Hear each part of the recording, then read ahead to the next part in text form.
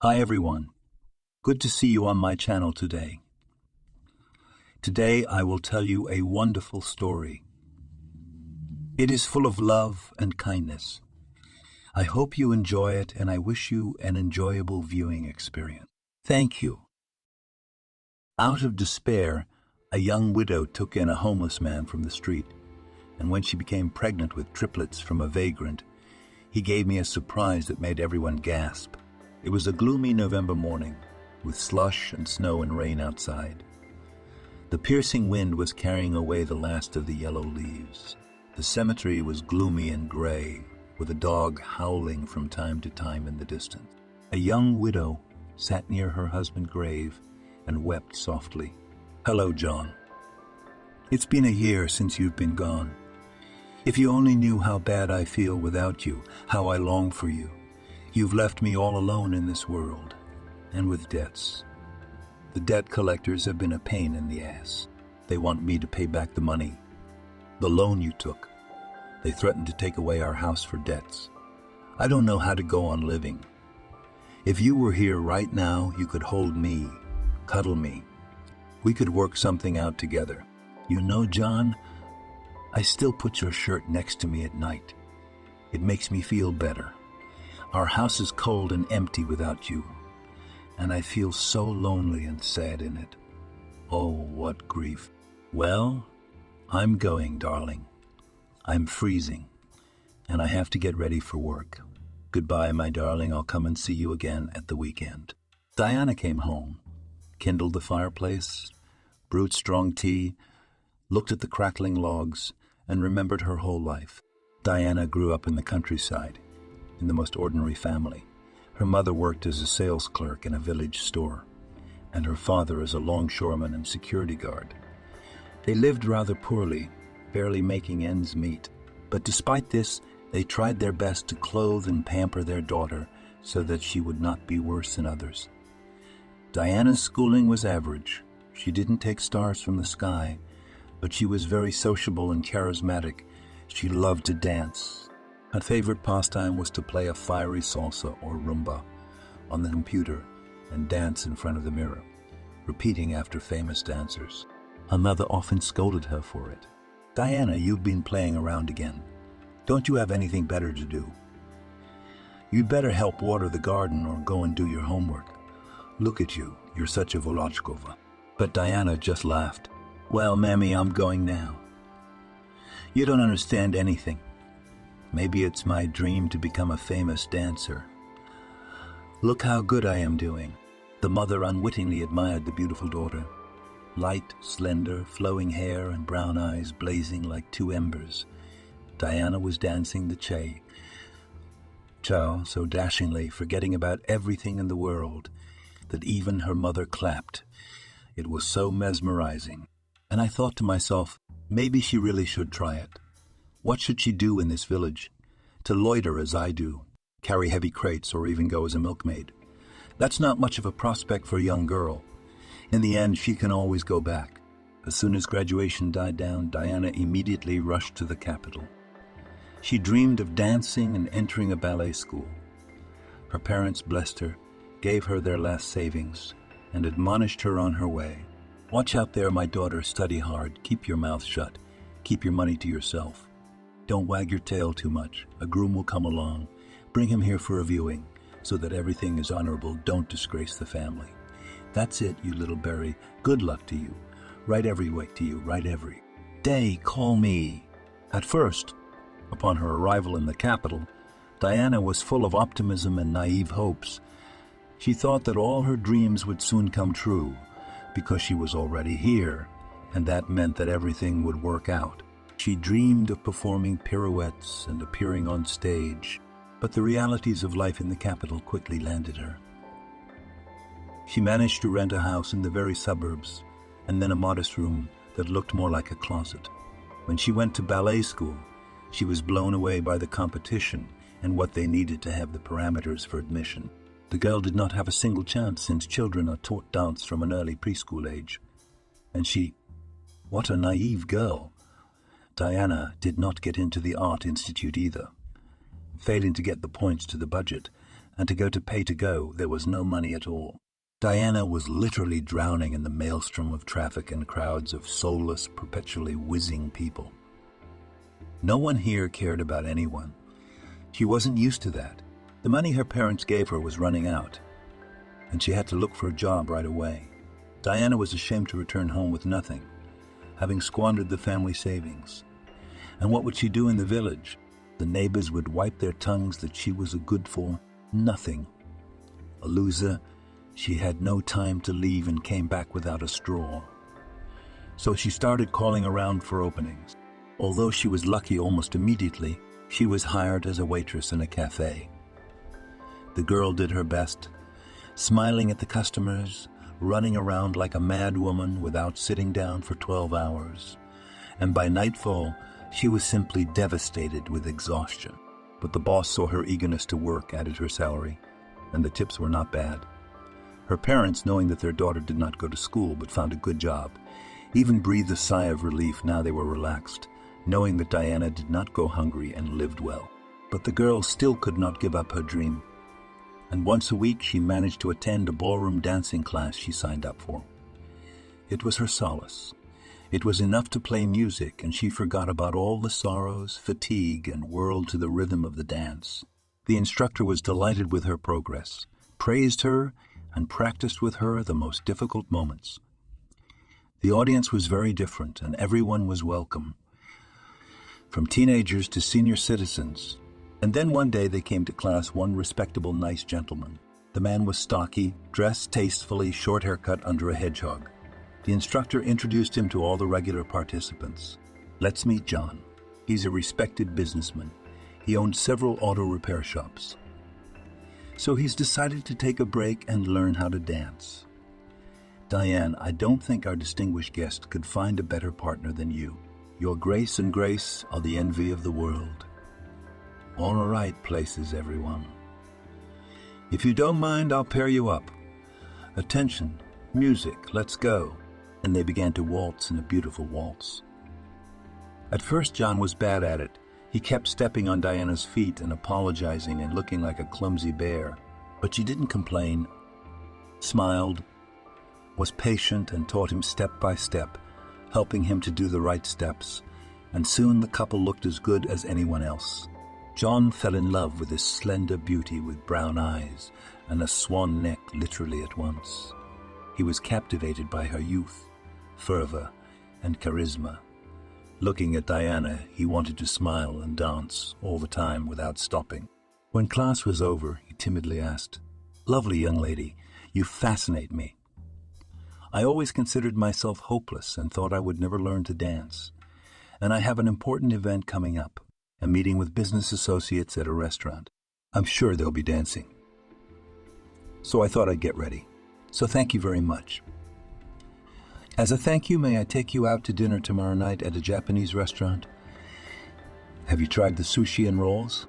Diane liked John too, despite the age difference of 10 whole years, and she said yes, especially since tomorrow was her day off. So why not relax with a decent man? At first, the girl was very shy and a bit complexed, as she did not know how to eat with chopsticks. But now John was patient and taught her all the tricks. The evening was unforgettable. The man did not allow himself too much, gave Diana a ride home, and just kissed her tenderly on the cheek at parting. And so their relationship took a turn. John was generous, not stingy with compliments, flowers, and gifts. He showed her the beauty and sights of the capital, and she got to know the city in a completely different, pleasant way.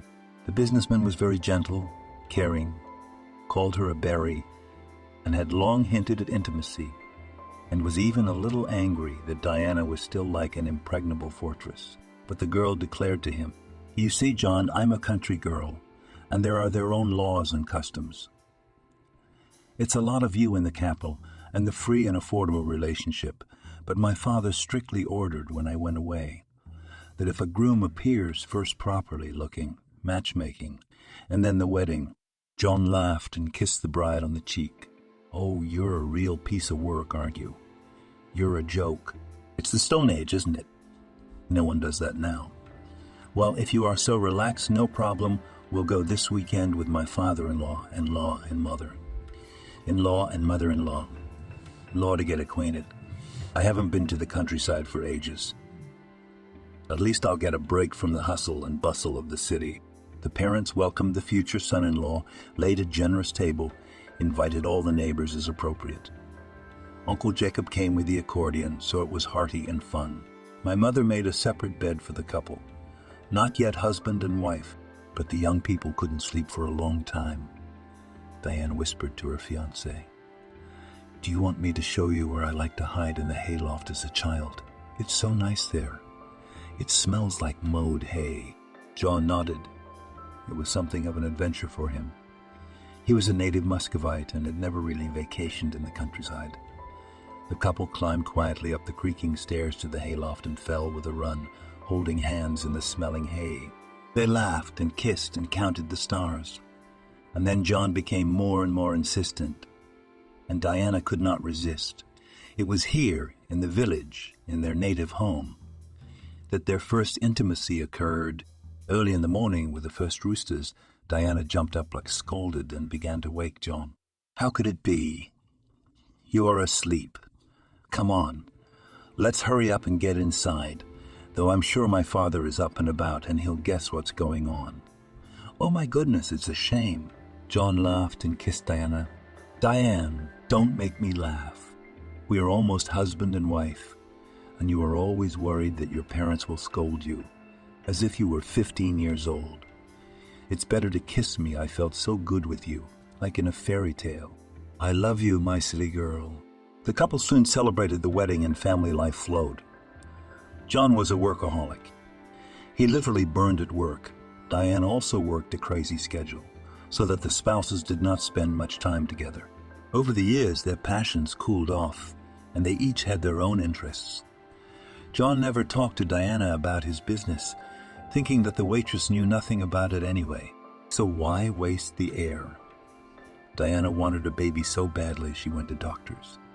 They did not find any abnormalities in her woman's health, and they shook their hand. Wait and see, all in good time. John recently became very cold to his wife. They became more like brother and sister than husband and wife. But Diane still loved him because she simply was the closest man. That fateful day from the morning, everything went wrong. She had a bad dream, the oatmeal burnt, and she burned through her husband's favorite shirt to a hole. And he was already late for important negotiations. The husband was also irritated and annoyed, and they even had a slight argument. So they went their separate ways, each to his own work. All day long, Diana was not herself. Everything fell out of her hands, and in her soul there was an incomprehensible and grievous anxiety, the reasons for which she could not yet understand. But when her husband did not come home from work in the evening, the woman started to worry. This had never happened before. If John was late, he was sure to call and warn her not to worry. All night she sobbed and cut off the phone, calling morgues and hospitals, drank Corvallo and valerian, and did not find herself. And the next day she got a call from the police saying that John was dead. His car had burned to the ground, and how and why the accident had happened was not yet clear. Diane let the phone out of her hands and settled on the floor. She cried and repeated, "No, this is some kind of mistake. John is alive and will be home soon. They just made a mistake. Someone else got mixed up. I'm not going to any identification because it's definitely not him." But unfortunately, it turned out to be true. They buried my husband in a closed coffin because there was almost nothing left of his body. Only his watch and his belt buckle were identified. Diana fainted and sobbed at the funeral. Everything was like a fog and a bad dream. At night she longed for her husband and howled into her pillow, often going to his grave and talking to him about everything, as if he were alive. That made her feel a little better. After his death, John left his wife nothing but huge debts and loans and a 2-story house on the outskirts of town, where she lived. Soon Diane was being followed on her heels by debt collectors, demanding repayment of the loan, and the amount that was just enormous. Otherwise, they threatened to take the house away, to take it away for the debts. All of this stressed Diana out greatly, and she was nervous, gaunt, and hardly slept at night. Her friends at the cafe supported her as much as they could, but that did not make it any easier. It seemed to the woman that all the troubles and misfortunes fell on her at once, as if some evil fate. One day she was running home from the night shift and decided to take a shortcut and go through the park. It was faster. Suddenly 3 young men came across her, all drunk, laughing loudly and drinking beer. When they saw the young and pretty woman, they even whistled. Wow, what a chick. The beast runs after the catcher. And we all wondered who we could have fun with today. Young lady, let me get to know you better. What's your name, baby? And they began to surround Diane on all sides, not giving her a chance to escape. The woman was scared to death and began screaming, "Help! People! Police! Somebody!" But the drunken brethren only laughed louder. "Wake up, beautiful!"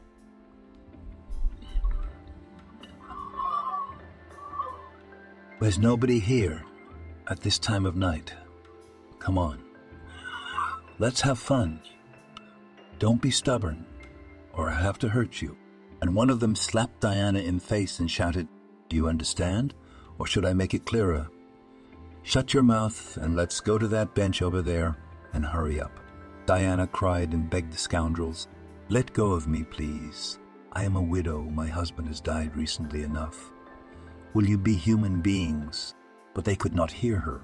The alcohol-intoxicated scoundrels unceremoniously pushed her and tried to undress her. Diana was already quite desperate. She was gripped by terror and fear of what these monsters wanted to do to her.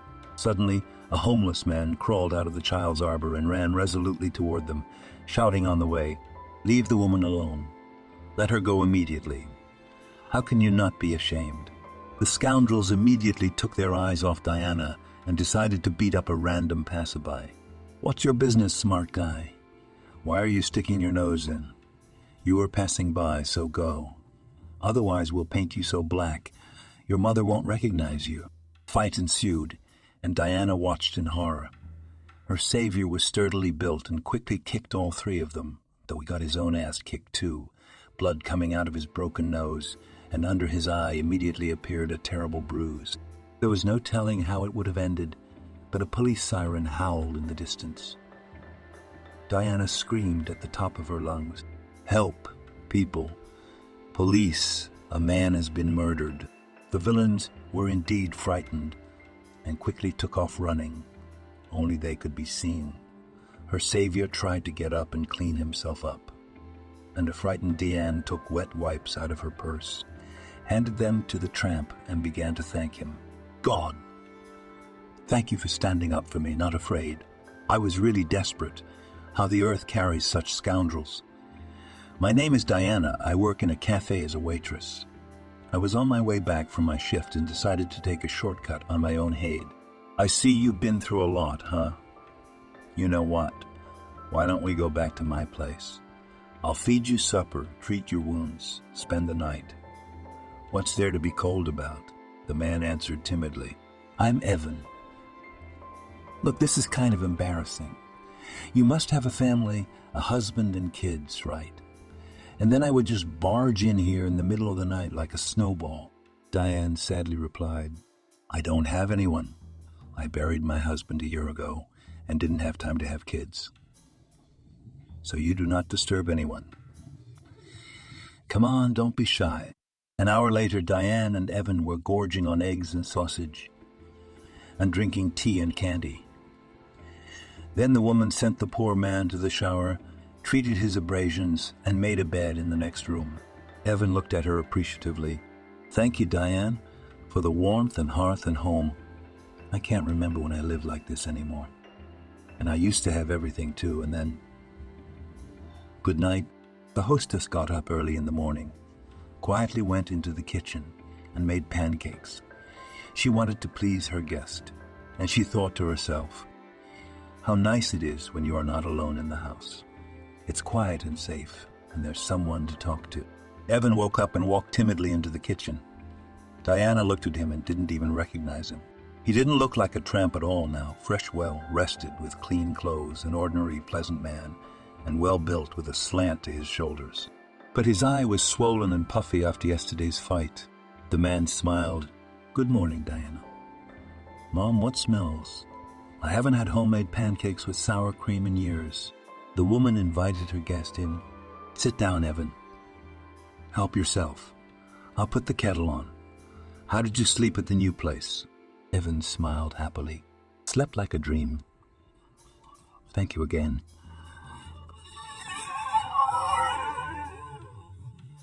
Diane was pleased with such warm words, and she dared to ask, "Stop yelling at me. I'm not an old woman." "Evan, how did you end up on the street?" "You don't look like a hobo. You don't drink. What happened to you?" The man became sad and mumbled something. "Well, here's the thing. I was living like everybody else. And then, well, my house burned down, my relatives died, and now I'm living on the street. It's a long explanation. Let's not talk about it now." "Don't worry. I'll finish my meal and go right away. I understand everything, and I don't want to be a burden on you." Diana began to persuade him to stay, and not understanding why. She was simply sad to part with this kind and such a pleasant man. "On the contrary, tonight was the first night I slept soundly since her husband's death, because I knew I was not alone in the house. At least I have someone to talk to.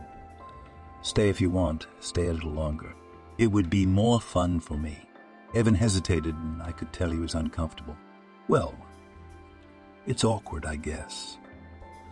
And I don't have enough money to pay the rent, and I don't want to be a freeloader either." Diana laughed. "Don't make this up. You saved me from the rapist yesterday. I already owe you money. I do not need money. I understand everything. Hard times happen to everyone, from a fate and from a prison, so live and do not worry about anything." From that day on, Diane's dreary routine was over. Now Evan was invariably waiting for her at the door after the night shift, accompanied her home, cooked delicious potatoes. They talked a lot about life. Diane shared her joys and sorrows. It was somehow simple and easy for them together. Within a couple of months, the couple had grown very close. Evan was very good with his hands. He repaired everything in the house that needed repairing and had already started the garage. In the evenings, Diane and Evan enjoyed crunching chips and watching interesting funny comedies or just going for a walk in the park. The man looked at Diane with very different eyes now. There was not only gratitude, but something more, warmth, tenderness, care.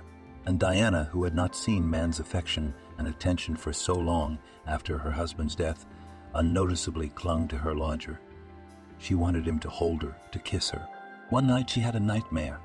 The same scoundrels who had attacked her then, and she screamed loudly in her sleep. A frightened Evan immediately woke up in the next room and came running in to find out what was wrong. Diane was sitting on the bed, breathing heavily, sweat rolling down her neck like a hailstorm. She couldn't get away from the sticky terror that had gripped her. Evan crouched quietly beside her, held her close to him, and cradled her like a baby. "Silence, silence. It's just a bad dream." Ooh. Okay, calm down. Now it will pass. The woman looked at him suddenly so piercing and whispered with one mouth, "What a good thing that you are near. Kiss me, please." Evan tenderly kissed her every mole, every millimeter of her body, whispered sweet words, and Diane flew to heaven from bliss. Friends and colleagues in the cafe immediately noticed the changes in Diana. She literally glowed. Her eyes lit up again. The woman cheerfully chatted and chirped. They began to ask questions. "Diane, have you got someone?" "A gentleman, it seems. At night, escorts me home. You look prettier in front of your eyes." "Tell me, who is he? What does he do?" But the woman only joked and mumbled, not daring to admit that Evan was a tramp from the street. But the truth was very real, and one of her friends recognized her fiancé as the hobo from the market. She was horrified and tried to dissuade Diana from her mad love. "Have you lost your mind? Why do you need this bum? He's a nobody. He doesn't work anywhere, and he's on your payroll. You found someone to shelter. Throw him out immediately, or else he'll steal from you and steal from you. What's he cared about? Or catch some disease from him?" But Diana only excused herself. "It's my life. Stay out of it. Evan's a wonderful, kind man. He just didn't have a good life. Also, I think I'm in love." Her friend went on with a fierce grin. "How do you imagine your future with a tramp? Yes, you'll laugh at all. Come to think of it, you're not a stupid woman. Chase him out before it's too late." Diana didn't listen to Caroline and went on living with Evan, for she cared more about how she felt than about her friend's advice. And then Caroline decided to help Diana herself. While she was on shift, she went to her house and gave Evan an ugly scandal. "Listen here. What's your name? Why are you messing with my friend's head? She is kind and reliable. She's ready to shelter all fools, and glad to take advantage of it. Her husband died, so she took you in out of despair. That's not what I see. You're just a common rascal who's got a good job on her neck. How long are you going to sit there? She works 3 shifts and you live off her. Do you have a conscience? Get out of her house for good, or I'll have the police check your papers." Evan, frightened, swallowing tears of humiliation, answered, "I understand, no need for a policeman. I will myself. Goodbye." Satisfied with the result, Caroline said goodbye. "That's better." And she left. Diane came out of the night shift, and out of habit she expected to see Evan, but he wasn't there. She was worried and went home at a brisk pace. But even there, the bridegroom was not there. He had simply disappeared, gone, vanished. No note, nothing. Diane cried half the night. She wondered how could it be. Why had Evan left all of a sudden? They had not fought. Everything was fine. She felt so hurt. She had only trusted the man. Opened her soul. She tried to look for him in the same square, at the train station, at the market, but Evan was nowhere to be found. Went around all the local tramps, asking if anyone had seen a man similar to his description, but they said they did not know him. But the worst thing began a month later, when Diana began to feel terrible vomiting in the morning, literally on the inside out. She bought a test at the drugstore, and she was stunned. 2 lines. She was pregnant by a bum who ran away from her. She couldn't think of a more horrible situation. For another month, Diane had hoped that by some miracle, Evan would come back. But alas, this did not happen. And then she decided to have an abortion. She saw no other way out, and her friend kept adding fuel to the fire. "It's the right decision, or else a cripple or a freak from a tramp will be born, and then you'll suffer a lifetime around him. And I told you to chase him away, and you're all love carrots. That's the result." But in the hospital, the woman was shocked twice. First, an abortion was strictly prohibited because according to indications and health conditions, she could then have no children at all. And secondly, the ultrasound scan showed triplets. Diana sobbed on her friend's shoulder, looking for support and sympathy, not even knowing that Caroline was the reason Evan left. Caroline was indignant. "Are you crazy? Triplets. That's crazy. How are you going to raise them by yourself? You've got yourself into this mess, haven't you? Why did you get involved with that bum?" Diana sniffed her nose. "You shouldn't have. Evan is such a great person. We were like 2 halves of the same whole. He couldn't have betrayed me. Something must have happened to him. We were so good together." Caroline was going on and on. "Where is he now, your good man? Where's he gone? He's gone for a bit of free living, and then he's gone."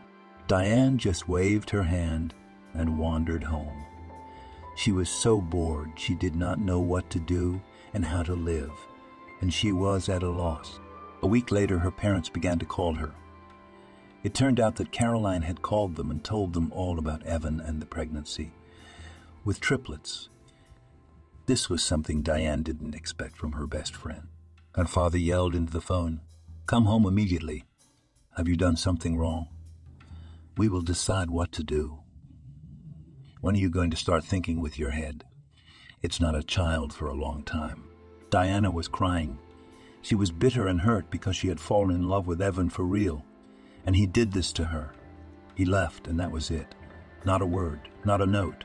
And Caroline stabbed her in the back and spread the news to everyone she could. Diane took a leave of absence at her own expense from the cafe and went to her parents' house. A huge scandal broke out at home. Her mother wailed, "God, my daughter, how could it be? Triplets, and even not know who from. This is such a shame. What if the babies are born ugly or have some disease? Then you'll have to suffer with them for the rest of your life. I'm sure that bum is a drinker. Why did you bring him into your house in the first place?" Aunt Caroline from the neighboring village has been taking her son with epilepsy to hospitals for 5 years. The child has never been to kindergarten or school, and the pain is in hell. God forbid anyone. Do you realize what you're condemning yourself to? My father had no control whatsoever. I'm not going to babysit freaks of no one. Get rid of them, and fast. She did not want to give birth from a normal man, but from a homeless man she immediately carried off like a backyard cat. Did she have to make love to him in bed? Diana tried to justify herself. Why would you do that? You don't even know him, and you're already judging him. Evan's a nice guy, he just didn't have a good life. He never even drank when I was with him, and he saved me at night from the bastards who wanted to rape me. I can't have an abortion, the doctor said, or else I'll never have kids. Or don't you care about that either? You won't have grandchildren, and you don't have to. Father got even more heated. A normal man works, has his own house and provides for his family, and does not spend the night in the park on the bench and not sitting on the neck of a woman. I'm not mad at you. We need grandchildren, but normal and healthy ones. Diana was shocked because her closest and dearest people have turned away from her, do not want to hear, understand, forgive her. She spent the whole day in the garden, fiercely weeding, and only in the evening, utterly exhausted and hungry, went into the house for dinner. Her father and mother were in the kitchen. After the scandal there was silence, and an oppressive silence lingered. Mother was trying to lighten the mood and listed what was for dinner. Suddenly there was a news item on TV. We want to tell you about a simple man, a true hero of our time. Evan saved 4-year-old boy Artem on the sidewalk 2 weeks ago. He literally pushed the child out from under the wheels of a huge truck, but unfortunately he was not saved himself. The man has a serious spine injury and broken ribs. It's still questionable whether he will be able to get back on his feet at all. Evan's fate is not easy at all. 3 years ago he lost his wife and 7-year-old daughter in a similar horrible accident. At the same time, he was quite a successful businessman. Evan owned the famous shopping center Salute. The death of his loved ones so undermined Evan that he sold his entire business, and the proceeds millions transferred to the orphanage and the fund to fight childhood cancer. This is truly amazing and phenomenal in our time. The man himself moved to a remote village and became an ascetic, not wanting to communicate with anyone, growing vegetables and fruits and wandering in the woods, gathering mushrooms and berries. And now he risked his life again without hesitation and saved someone else's baby. Kudos to him. The mayor's office of our city decided to award the hero with the Order of Courage. It would be great if there were more merciful and compassionate people like him on earth. Unfortunately, the humble man refused to be interviewed, preferring to remain in the shadows. But we all express our great appreciation for his courage and bravery and wish him a speedy recovery. My father listened attentively, then said, "Good man, I respect you. He spent the money for a good cause and did not drink it away, and saved the child." And Diana gasped for air, got all red, and almost shouted, "It's him. Mummy, it's him, my Evan. He's the bum. We need to find out what hospital he is in right away. I'll go tomorrow." and I thought he left me. He had an accident, and don't talk me out of it. Do you hear me? I love him." My father was taken aback and only blinked rapidly, digesting what he had heard. He went over to Diana, held her in his arms, and said softly, "That's the way it is. So that's it. Forgive me, my daughter. You were right about everything. I'll go with you. Maybe you need some help. I have nothing against such a son-in-law. I have nothing against such a son-in-law. The man has suffered a lot. Now I understand why he wandered around. It's from boredom and loneliness. Was a troubled man. I was worried about you." The very next day, Diana and her father went to the city hall to find out where Evan was. The family took home many valuables: homemade sausage, fresh milk, apples, and her mother made cabbage rolls. The girl asked her father, "Daddy, you wait in the hallway. I'll go to Evan myself first. We need to talk. He doesn't even know that he is going to be a father. Do you understand?" Diane cautiously entered the room. Evan lay with his face against the wall, unmoving. "Hello, Evan, honey. How glad I am that I found you." The man barely turned toward her, and his grimace of pain was replaced by a beaming smile. "Diana, my darling, have you come? I did not expect to see you. Well, you see how it all turned out. Now I'll be an invalid, they say. I've had no luck in life if you want to kill me. No family, no kids, no one needs me. I'm hanging out by myself like a tumbleweed. I'd rather be run over to death by a truck than like this." The woman cried and cried out, "Why are you talking like that? I need you and our kids. Yes, and don't look at me like that. I'm pregnant. We're going to have triplets, and you just took off without an explanation." I cried my eyes out. "Tell me, why did you do it? We were fine together. We weren't fighting. How come? Don't you love me at all? I'm just a passing fancy to you." Evan wanted to get up, but no matter how hard he tried, he couldn't do it. And then he collapsed onto the pillow and answered in anger, "What was I supposed to do?" "Your friend came," Caroline said. "She was Caroline and threatened to kick me out, humiliate me. Threatened the police, said I was a freeloader and was on your net. And it's true. So I decided not to spoil your life and quietly left. You're not a passing fancy for me. I really fell in love with you. I just thought you didn't really need someone like me. Forgive me. I acted like a coward. I agree. I should have talked to you. But I just imagined that your friend would really bring the police. And what would I tell them? Who am I? What gives me the right to be here? But now that you've told me the news, I want to start my life all over again. To be a support and example for my children. But how? I'm bedridden and I'm not likely to get up. Diane was shocked by the meanness and treachery of Caroline. She could not contain herself and sat down on the edge of the bed and began to kiss her beloved frantically. "Don't despair, my good man. I'll talk to the doctor, find out how much the operation costs, and find the goddamn money. Just do not disappear anywhere else. I will not survive it a second time." Diane's father knocked on the door and entered the room. He held out his hand to Evan. "Hello there, son-in-law. I'm Diana's father, Arthur. I've been watching a show about you. I'm proud of you. I respect you. Here, your mother packed some presents for you." Tears came to Evan's eyes, and he answered gratefully, "Thank you, from the bottom of my heart. I had forgotten how important it is to be needed by someone. I will certainly try everything. Don't worry, I won't leave Diana and the kids. I won't run away anywhere and start my life again. I just need to get on my feet." Arthur encouraged the man. "Don't worry, son-in-law, and do not despair. We still will fight. I will raise the whole village on their feet. In the mayor's office, we'll collect the money for the operation." Diana did not sit idly by either. She posted messages of help in all the social networks, appealed to a charitable foundation, pasted up flyers with a cry for help on the streets. She now spent every weekend at Evan's hospital, took him outdoors in his wheelchair, and they would sit for long periods in the hospital park and feed the pigeons, sometimes even just talking in their arms, and they both felt so good and at ease.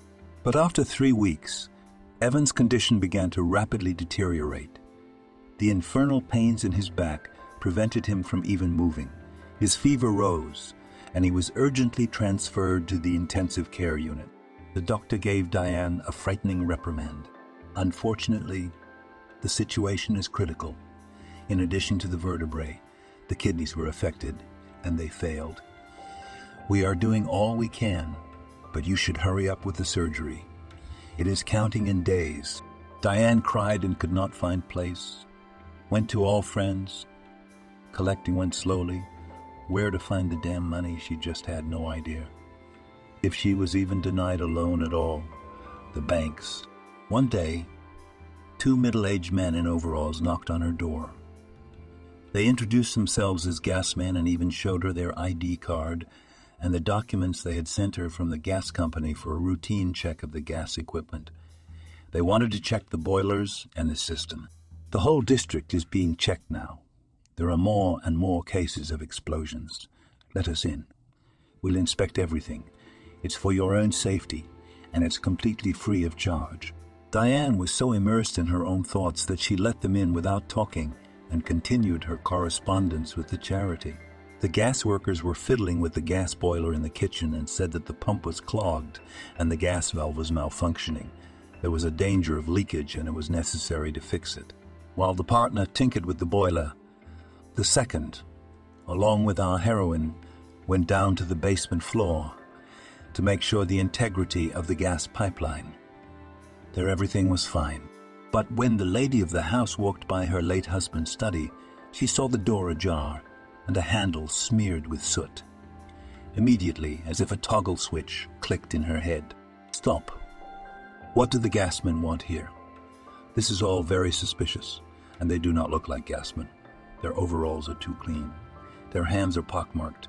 Their eyes are moving and they cannot explain what is going on. Then Diana quietly, almost noiselessly, on tiptoe, went out of the house and slipped out the gate, clicking the lock. With trembling hand, she dialed the police number and whispered, "Hello, help. Bandits broke into my house under the guise of gasmen. They're rummaging through the rooms and looking for something. Address Prigorodnaya, House 5. Come quickly." She stood, not breathing, and waited patiently for a police detail. Fortunately for her, the workers were so engrossed in their work that they did not notice her absence from the house.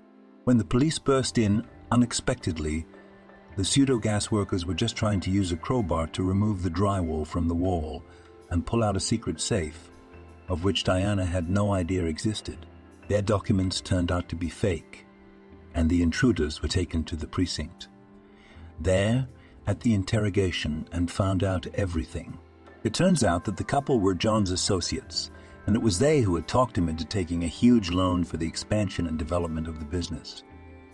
And then they called him, supposedly for a business meeting. They thought he would take the money with him. The businessman was craftier, however, and hid the entire sum in valuables, just in case, in a hiding place of which almost no one was aware. The companions then became angry and decided to eliminate the obstinate businessman by causing a terrible accident. And then they were silent for a whole year, having taken John's firm safely into their own hand. It was only now that they decided to rob the firm. The thing was, once upon a time, John had mentioned a stash built into the wall of his office, just above his desk. He boasted that no one knew about it, so it was very safe. Thieves would never get to it, he said. So the companions decided that the businessman must have hidden the money there. Where else? But here's the problem. None of the keys stolen on the night of the murder from John did not fit the door of the safe. If Diana took a chance and went into the office, they would have killed her for sure. They knew that the widow lived alone. Now both criminals were facing a huge sentence. The cops were surprised. You're a lucky lady. You could say you were born with your shirt on. You can thank your guardian angel that you survived. Diana didn't hesitate because Evan's life was at stake. She hired specialists and they opened the safe. The woman gasped, wondering how much money and jewelry was in it. And she wondered how John had managed to leave her a penny, having a flourishing business. The very next day, Diana ran to the hospital first thing and paid a huge amount for the operation. She begged the doctor not to put it off, and he agreed to operate on her beloved urgently. For 4 whole hours she prayed and rushed through the hospital corridor, still waiting for the surgeon to come out. Diana frantically whispered prayers to the Almighty. Lord, please help God's servant Evan. Let him get better. I have already lost my husband, so don't take the father of my future children away from me. Help him live. Fortunately, the surgery was a success, and Evan made a speedy recovery. Diane paid off her husband's loan, and the debt collectors got away from her. She sat tirelessly by Evan's bedside, cheering him on, while he kept kissing her hands and thanking her with tears in his eyes. Thank you, my love. You do so much for me.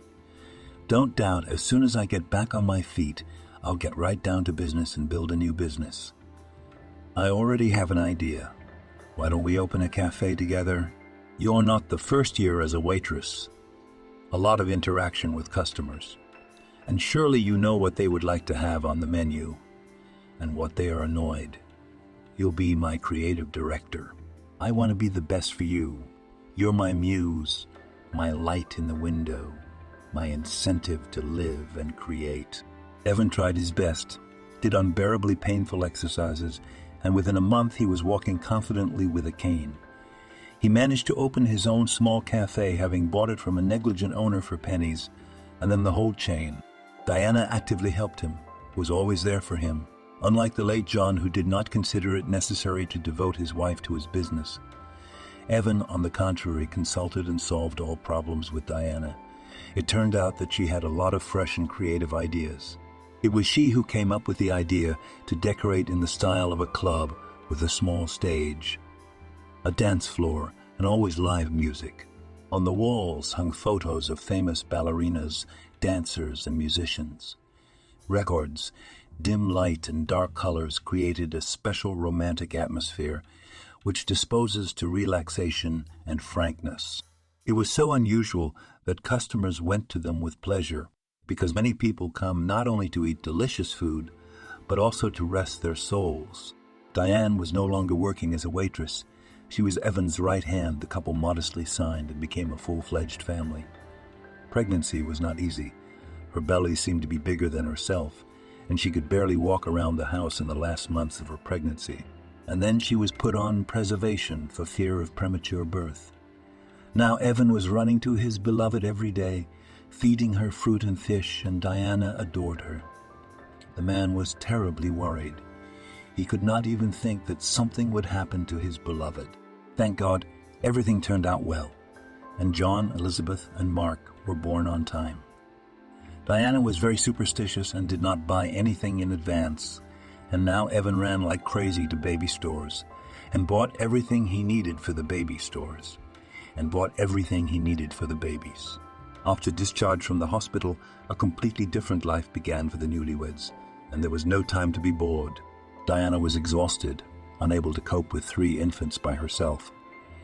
As soon as one fell asleep, the other would wake up. Then they had to take turns eating, crying.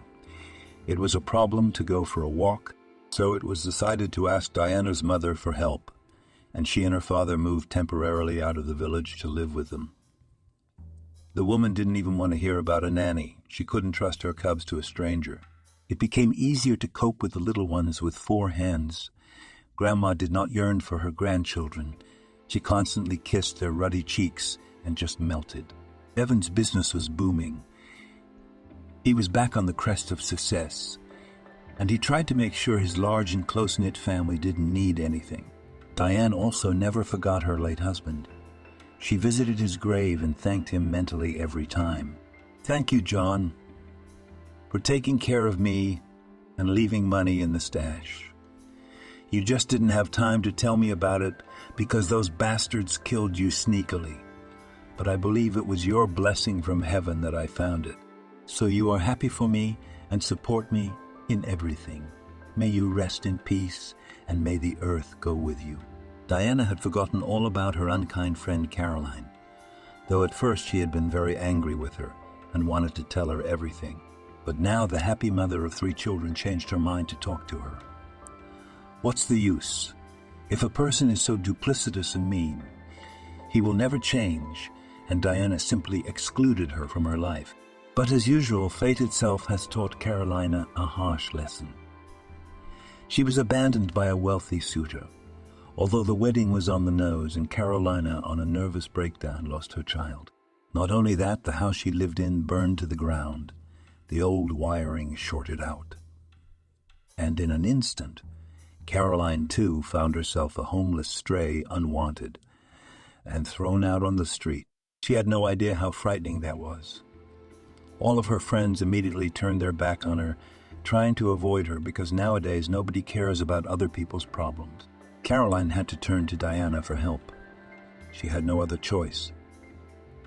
Of course, she knew in her heart that she had no moral right to do so, because she had been so mean to Evan when she had kicked him out.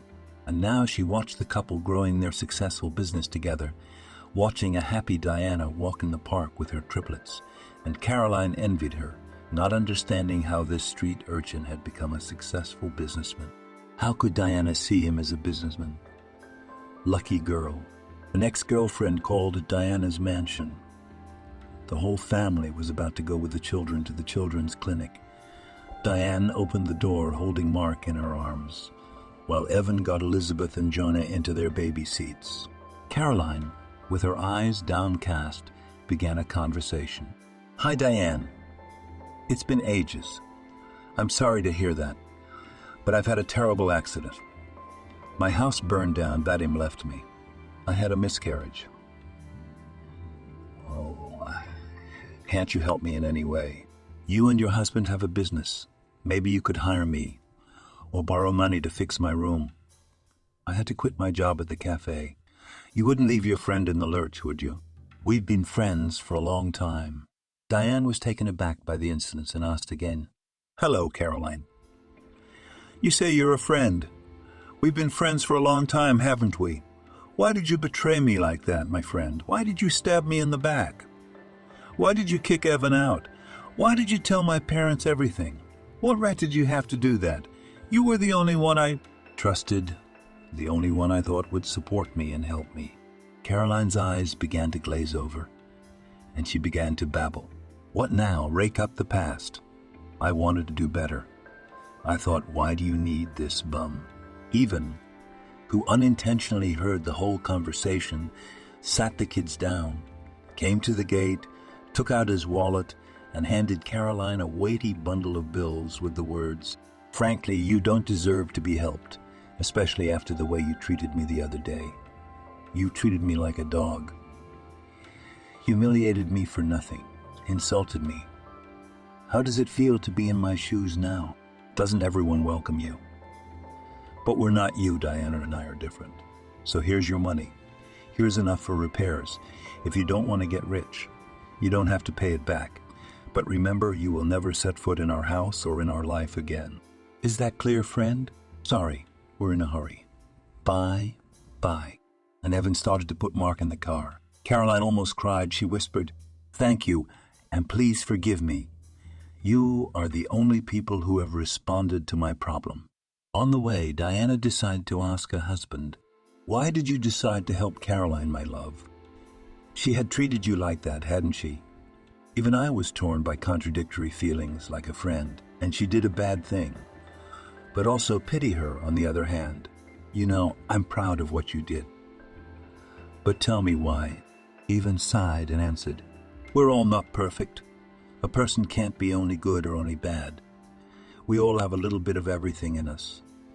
But no matter what kind of person you are, you can't leave them in trouble. Maybe that's the only straw they can cling to, and they can climb out of the abyss and become another person. Caroline is really in trouble now, and it's not the last money we'll ever make. I'm not God to judge her, especially since things have worked out fine for us. And we found each other, so let her be happy too." Diana snuggled up to her husband and said, "What a wise and kind man you are. the best in the world. I love you so much." Evan only smiled. "I also love you and our children. It's an incentive to live. For you, I am ready for any achievements. It was you, Diana, who made me love this life again, in which I was completely disillusioned. You gave me shelter, food, affection, and love, without asking anything in return. And this is worth much."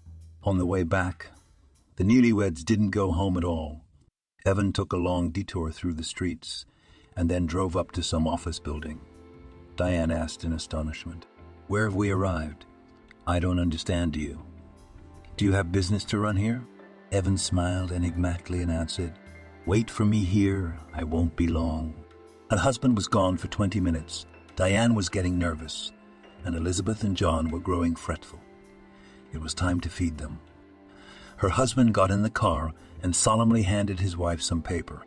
Diana was taken aback and began to read it aloud. A 6-month subscription to Anna's ballroom dancing school. Diana couldn't believe it. This is the same Anna, the famous dancer. I'm crazy about her. I can't believe it. I'm going to learn dance from such a famous person. It's the pipe dream of my youth. I already thought it was not destined to come true. Thank you, my love. Evan took Diane by the hand. I want you to be happy. Dreams should come true. This is my gift for the anniversary of married life. Enjoy the things you love, because it's moments like these that make our lives colorful. Diane kissed her husband and thanked heaven for the 100th time. For such a wonderful husband and father she got. After all, when she gave shelter to the poor homeless man, Diana had no idea that this was her destiny. Thank you for watching this video to the end.